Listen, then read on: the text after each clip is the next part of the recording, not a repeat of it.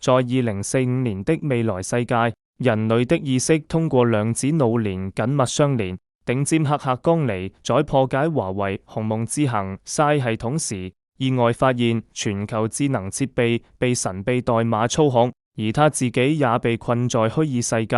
現實中的身體成為代碼囚籠的試驗品。全球70億腦年用戶面臨淪為代碼傀儡的危機。與此同時，斑馬音樂節的安全帽奇觀，竟是 Psi 策劃的集體意識入侵。DC 超人中的液態金屬反派也與代碼生命體有關。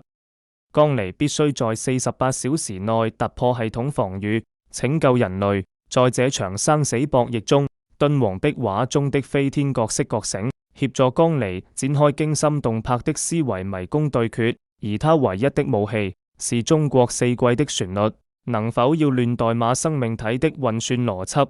危機四伏，真相撲朔迷離。人類的命運懸於一線，